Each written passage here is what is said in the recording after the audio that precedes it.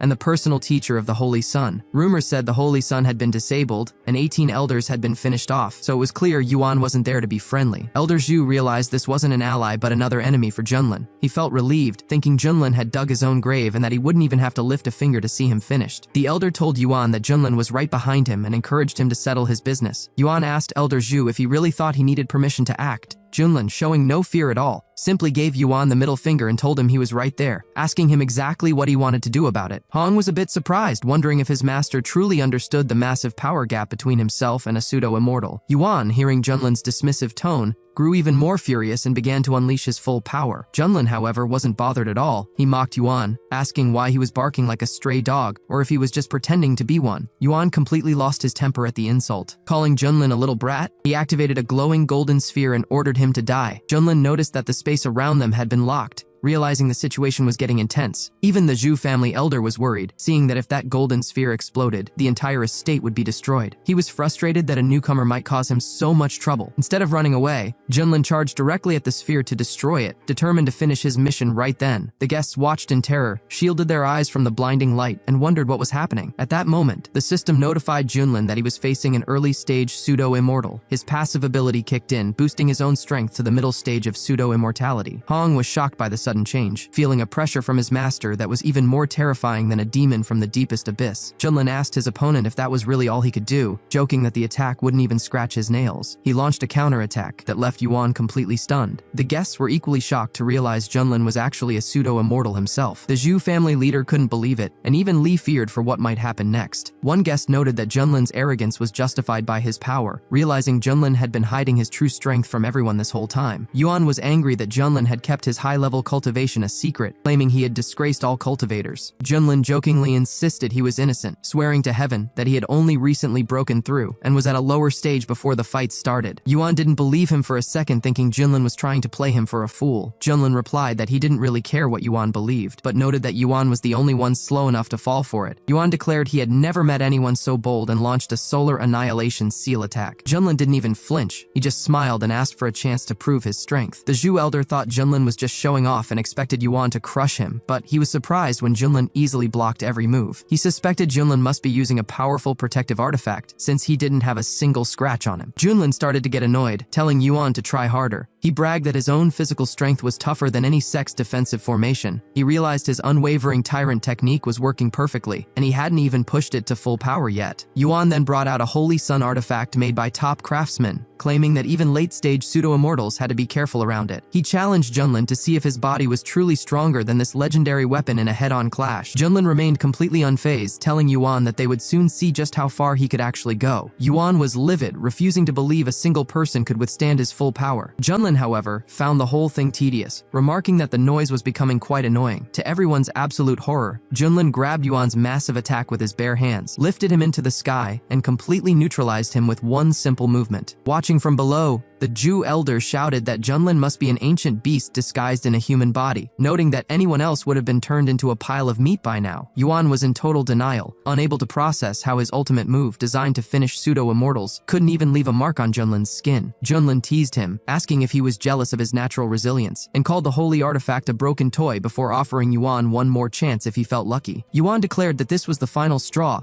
and that there would be war between them. He surged into the air, unleashing every bit of his energy for the feather-adorned art of ascension. Junlin couldn't help but make fun of the name, asking if it was something like flying chicken feathers. Yuan screamed for him to shut up and stop insulting his sect's secret technique as he launched another powerful assault. Junlin didn't even bother to dodge. He simply countered with the king's Knight Seal. Suddenly, Yuan found himself overwhelmed by multiple attacks from above, struggling desperately to block them. Yuan admitted that Junlin was strong but asked how he would handle his final move. Believing he could still win, he unleashed the 9 Suns Burn the Sky technique, sacrificing 1,000 years of his own life to call forth the fiery power of the immortal realm. He vowed to make Junlin kneel in the heart of the sun and beg for mercy forever. The guests began to panic as the heat became unbearable, fearing that Yuan was going to burn everything to the ground. Junlin called Yuan a brat and told him to open his eyes because the show was over. He activated the 5-fold samsara of oblivion, spreading the technique across the entire estate. Yuan, completely desperate, threw even more fiery projectiles, declaring that only one of them would leave alive. Junlin just smiled, asking if he was really trying the same trick again. Yuan began to laugh hysterically, shouting that everything was a lie. He couldn't accept that after 3,000 years of persistent training, he couldn't defeat Junlin. He promised to wait for Junlin in the underworld, claiming he would eventually be consumed by heaven's wrath before he finally vanished. Hong watched the entire scene in disbelief, noting that the strongest pseudo-immortal in the eastern region had been driven completely insane by defeat. He wondered exactly how much power his master was still keeping under wraps. Junlin calmly took off his glasses, mentioning that the light was finally less dazzling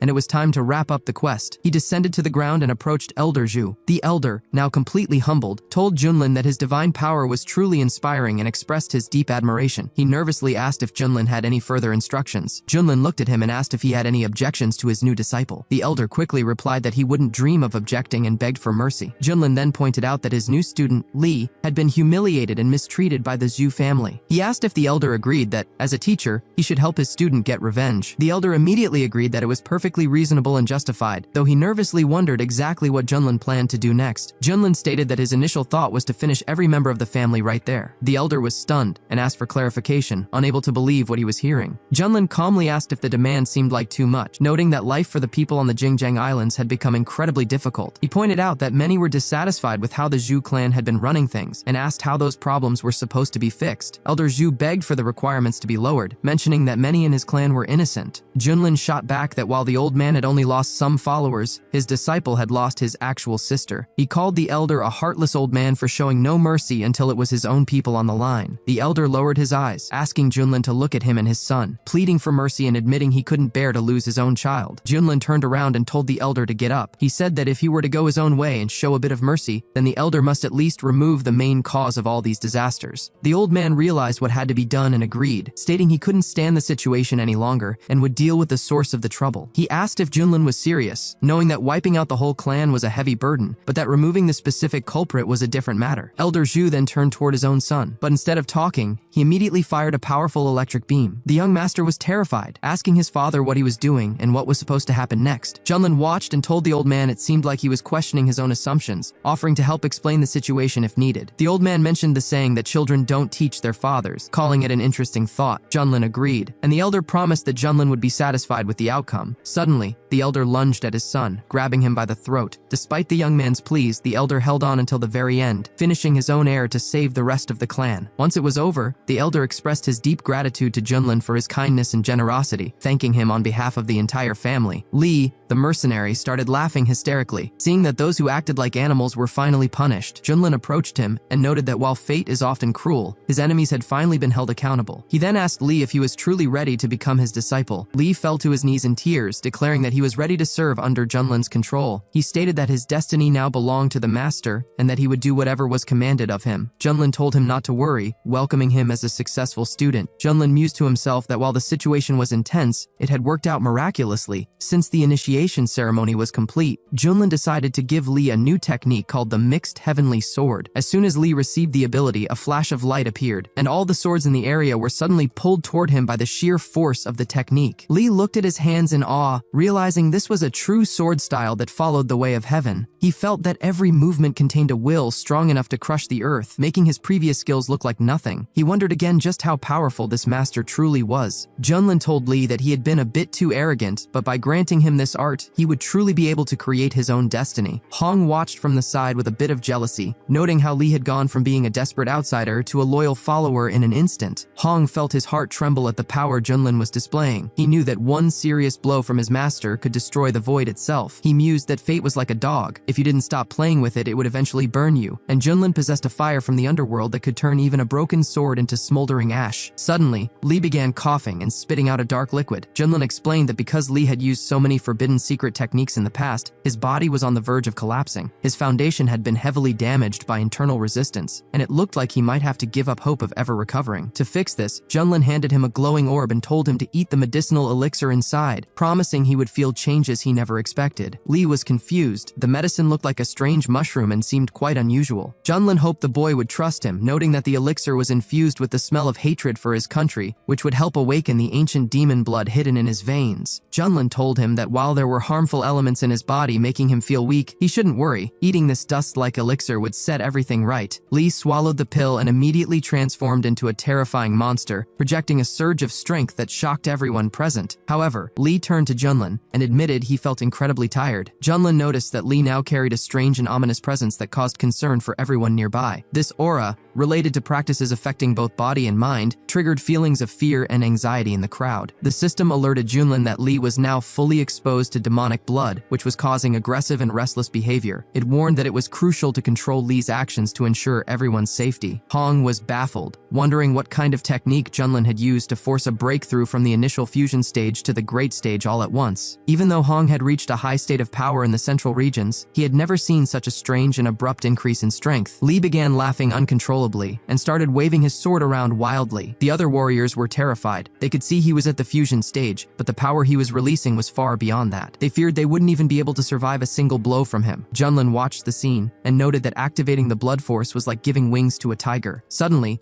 Li turned and flew toward Junlin with an attack. Junlin stood perfectly still, calmly telling his new disciple to find his true destiny and awaken to the great path. Even though Junlin saw that his future student was trying to harm him, he decided to teach him a lesson by using the Heavenly Emperor's technique. However, Junlin realized there was no need to push further because his student was only at the fusion stage, yet was already capable of holding his own. Junlin felt that overcoming such boundaries was a power that shouldn't be underestimated. After the confrontation, the master looked at him and said that Li had finished his task. He admitted he was worried that his student, with his current strength, wouldn't be able to handle the consequences. Junlin then urged him to wake up and focus immediately. It wasn't the right time for overthinking. Li tried several ways to break through his master's defense, but eventually started to run out of energy. Once Li regained his senses, he asked what had just happened to him, feeling as though he had lost control of himself. His entire body was filled with helplessness and fear, and he couldn't believe he had dared to act so disrespectfully. He felt he had to face the consequences for his actions. Junlin walked over and told him they would now see if anything had changed since the last time. Li thought it was impossible,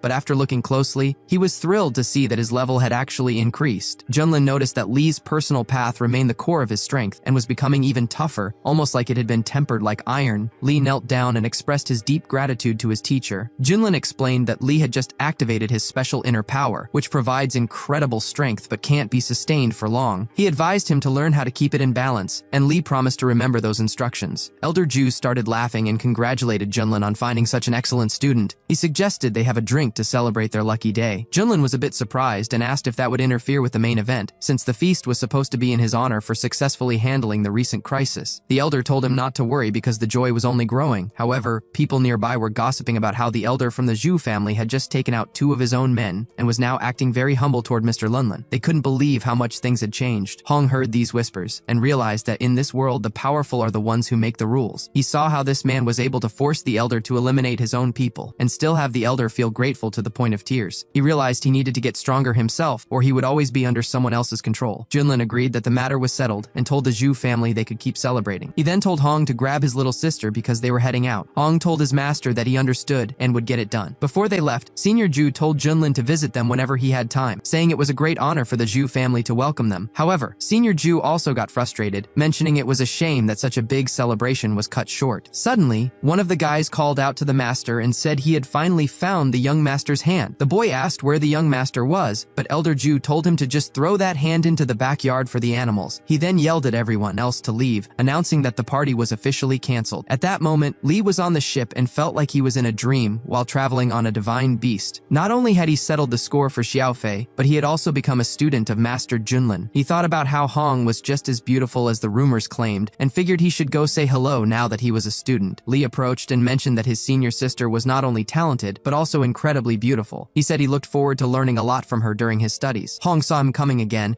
and wondered why men always acted this way. Originally, the master was annoyed after he had finished the Great Yuan. Now that he had taken on a student with such a high level, Hong felt it was getting harder to turn the situation around. Li noticed Hong walking away and asked if he had said something wrong, but Xiaoxi came up and explained that people always get the older brother's gender confused. She mentioned that he really disliked it when people got his gender wrong. Xiaoxi realized she hadn't introduced herself yet, so Li introduced himself as the teacher's new student from the Zhu house. Li thanked her for the info and realized that was why Hong ignored all the men trying to impress him. It turned out he was a man as well. Li felt like he had made a classic mistake. Xiaoxi told him that now he understood, and that was what mattered most. She added that it was a huge taboo for their older brother Hong. Li remarked that, as expected, the teacher was surrounded by unique people, including a handsome man and a cute Xiaoxi sister. She replied that she actually wanted to be like her older brothers, but was stuck in a body that was half mouse and half human. She admitted that she sometimes caused problems for the teacher because of this. Li told his sister that she didn't choose this form and that he actually thought she was quite charming and unique. He mentioned that if it was a transformation issue, he had found a secret technique during his travels in the eastern region that might help her return to human form completely. He offered it to her if she was interested. Xiaoxi was delighted and said if it worked, she wouldn't be a burden to the teacher anymore. She excitedly told the teacher that she might be able to fully return to her human form. Junlin was surprised and joked that if that happened, he would miss her soft, fluffy head. She told the teacher not to worry because she would be able to change shapes whenever she wanted, and she could look however the teacher preferred. She then asked if they were really going back to the sect right now. Junlin was surprised by the question and said they definitely weren't going back yet. He wanted to show off his cool mount everywhere and ordered Kunpeng to speed up. After Kunpeng had been flying for several months, many people in the eastern region were shocked to hear about what happened at the Zhu family banquet, and the mystery surrounding Lord Yuan only grew. Meanwhile, in the eastern region of Kanzhou, the great Zhu dynasty was in the middle of a massive struggle. A fierce conflict was happening where warriors were fighting off monsters that had invaded their land. The warriors were determined to hold their ground at all costs. Just then, Li looked down from the ship and told the teacher that creatures were attacking below. However, Junlin was busy playing a game of dominoes. Hong wondered how someone could be so bold as to ignore all the rules of the game to win instantly. He thought he had never met someone so shameless. Suddenly, Junlin told Hong he was too weak and had already lost, even though Junlin was barely using a fraction of his effort. Hong argued that to use a siege machine you needed a platform, and its movement was limited, something even a child would know. Junlin countered that it was a hammer thrower, not a siege cannon, and asked if that didn't work. He then joked about flying away with the mortar, making Hong feel like Junlin was the one breaking all the rules. Junlin noticed the look on his student's face and asked if he doubted his strategic skills. Hong quickly said he wouldn't dare. Junlin then turned to Xiaoxi and asked for her opinion. She told the teacher he was the strongest, which made Hong realize that Xiaoxi really knew how to use flattery. Then Junlin asked Li what he had mentioned earlier. Li repeated that a group of monsters was attacking the city below and the situation was desperate. Junlin remembered hearing that these creatures were from an ancient forbidden land called Manhwa in the eastern region. He knew that place was home to many dark races. Legend said that in ancient times these creatures tried to invade the world, but humans and masters joined forces to push them back. After their defeat, a long truce began where both sides left each other alone. Junlin wondered if the demons invading again meant the centuries-old peace was over. Sensing that there was more to the story, Junlin told the boys that since they were there, they should go down and see what was really happening. The warriors below were starting to lose hope because their strongest general had just been taken out. They felt it was impossible to win and were ready to give up. One of the lead monsters appeared behind the group and told them to stop resisting. He claimed that taking the city was just the start and that his clan would soon destroy the entire empire. Suddenly, a flash of lightning struck, taking out several monsters at once. Wang Hua appeared and told them to be quiet because they would never reach their goal. She charged toward the lead monster on her cat, but he just laughed at her. He used a powerful move to knock her down from a distance. The warriors became even more worried when they saw their commander fall. The lead monster called them insignificant and told them to kneel. Wang Hua replied that she was a commander appointed by the emperor himself and represented the dignity of the Great Zhou. She refused to kneel before a beast and told him to go ahead and attack if he wanted to finish her. The monster agreed and said he would grant her wish, then display her as an example, while his people took over the empire. Suddenly, the sky opened up and a massive creature appeared. The lead monster was shocked and asked what was happening, but Junlin's beast didn't give them a chance to react and immediately began clearing the area by swallowing everything in sight. The lead monster couldn't help himself and ended up going after his own follower. The warriors looked around in shock, wondering if the spirits of the demon clans had actually been eaten, or if they were just seeing things. Manhwa suggested that a divine beast had come down from the heavens to protect their great Zhou dynasty. However, she noticed a man sitting on the back of the creature, which meant it belonged to someone. She realized a powerful master from the human clan had come to help them, though she wasn't sure how to address him or where he was from. Junlin introduced himself as being from the Xuantian sect and asked who was in charge. Hua immediately wondered if this was the same Junlin she had heard so much about recently, the one rumored to have challenged the top immortal sect of the Eastern Domain. She felt incredibly lucky that the great Zhou dynasty was receiving such help at a time like this. Hua introduced herself as the commander of the Tiger and Leopard Cavalry and welcomed the respected elders. Junlin asked which imperial house ruled this land and why the demon clan was attacking. Hua explained that this was the great Zhou dynasty's territory, but she didn't know the exact reason for the attack. She mentioned that, based on information from a fallen demon general, the enemy was planning an even larger assault that would lead to a fierce battle. Junlin found it strange that creatures from the dark abyss were attacking human kingdoms so openly, wondering if they weren't afraid of a human counterattack. Lee noted that while these demons preferred dark, damp places, it was unclear what they would gain by taking over this land. Hong cut in, suggesting they shouldn't overthink it and should just destroy the enemies if they showed up. Hua addressed Hong as a respected figure and asked if they had come to help the great Zhou dynasty overcome this crisis. On behalf of everyone in Zhou, she expressed deep gratitude for their kindness. Lee realized that his senior brother had a natural talent for causing misunderstandings, and the more he disliked a situation, the more it seemed to happen. Junlin also sensed that this wasn't a random event, and that the sudden appearance of millions of dark creatures was no accident. Suddenly, Junlin's system alerted him that a new task was active. He needed to defeat the ghost army invading the empire to earn rewards. Junlin decided it was time for a mission and planned to use this place as a temporary base to find more clues. He announced that since these outsiders were causing chaos and hurting innocent people, he couldn't just stand by. He told them to let everyone know he was intervening. Hua was thrilled and thanked him, saying the empire would never forget his kindness. Lee cheered for his teacher's wisdom, but Hong felt that Junlin was getting too involved in other people's problems. Junlin didn't waste any time and asked to be taken to their leader. Hua agreed and led them to the military headquarters near the capital. Inside the tent, the leaders were discussing their defense. One commander reported that ghost units had broken through their lines and were heading straight for the capital. There were even reports of powerful phantom generals and a possible high-level commander among them. Another commander wondered if there was something valuable in the empire attracting the ghost's attention. The prince admitted that he didn't know anything specific. He told his team not to worry about that for now and focused on resisting the invasion. He emphasized that if they couldn't hold the line, they needed to evacuate as many civilians as possible, because there was always hope as long as people survive. A soldier arrived with news, and the prince worried the ghosts were using more exhaustion tactics. He felt overwhelmed because his 40,000 soldiers were exhausted, while the enemy had 800,000. He wondered how they could possibly win. Looking at the sky, the soldiers were frightened by the strange creature appearing over the empire and prepared for a fight. The prince told them not to attack because he recognized the creature as the divine Kunpeng and saw Commander Hua was with it. The commander was amazed that Hua was controlling such a beast. Hua landed and introduced Lord Junlin, explaining he was there to help fight the ghost army. The prince recognized the name as the famous master from the Xuantian sect and asked if he really controlled the creature. Hua whispered to the prince to be careful with his words, noting that Junlin was actually very kind despite the rumors. The prince welcomed the respected guest, acknowledging that his people were still caught up in old stories about Junlin's past battles. Suddenly, a mysterious voice echoed, saying they were surrounded by 800,000 ghosts and should surrender. The prince drew his sword, calling the ghosts arrogant. Junlin sent his students into the fight, ordering them to handle the situation. The students agreed and charged toward the enemy. The local warriors were amazed that only 2 people were brave enough to take on such a massive army. The monsters thought it was funny that they needed so much force to take over a human kingdom, though they knew these empires sometimes had a bit of luck on their side. One green monster said that since the Shadow World tribes were uniting, their ghost race had to take the lead for their own survival. A purple monster agreed, saying the fall of this world was inevitable and that controlling the eastern region would give them more power. Seeing the humans approaching, the lead demons told their followers to stay quiet so they wouldn't scare their food away. Lee looked at the massive number of enemies and admitted that in the past, he wouldn't have had the courage to face them. Now, however, he felt confident fighting alongside his talented senior brother. Lee told Hong that his own sword skills weren't the best yet, so he would go first. He charged into the crowd using his sword technique. The enemy leader ordered his monsters to capture the human. Hong saw them advancing and attacked from a distance with golden flames. The monsters tried to fight the fire, but it wouldn't go out, and they were defeated instantly. Lee complimented Hong's abilities, and Hong suggested they finish the job quickly so no one would make fun of them. Hong wanted to prove that he was still the strongest senior younger brother. The commanders watching from the castle were impressed by the display of power. The prince realized the rumors about the white-haired master's students were true after seeing how many enemies they took out in an instant. One monster asked who these defenders were. Another said it didn't matter because no one could stop their plan, and he ordered a full attack. Hong was ready and released more flames, but the monsters opened a portal to bring in even more reinforcements. Hong noticed a very powerful presence among the new arrivals, a high-level commander. The monsters realized these two humans were actually quite strong. One monster with a spear stepped forward, telling his boss he didn't need to get involved. He claimed he could easily crush the two humans himself and lunged at them, telling Lee to prepare for the end. Lee launched his attack first, but the monster who blocked it claimed he didn't feel a thing. In fact, the demon mockingly thanked him, saying the strike actually helped him improve his skills. The leaders watching the clash were stunned, wondering how such a thing was even possible and what could have caused it. The prince was also impressed, noting that all of Master Junlin's students were incredibly powerful. Lee was energized by their praise and flew back into the fight, eager to show off a new technique. He targeted the strongest enemies using his early-stage transition powers, but a monster at the peak of that level blocked his path. The demon told him that the only reason a previous elder had been defeated was that he had underestimated the boy. He asked if Lee really thought he could stand against so many high-level opponents. The monsters swarmed him, hoping to finish him off quickly. Lee started to feel nervous, realizing he might have overestimated himself. He considered using his hidden mad demon power, but then he saw Hong coming to his aid with a powerful jade flame. The monsters were caught off guard by the heat, though one managed to escape. He lunged toward Hong, shouting that he would take her life. Using his own strength, the monster freed his comrades and prepared for a final strike. Lee admitted that a peak-level transition fighter was no joke. The monster laughed, saying it was too late for them to be afraid,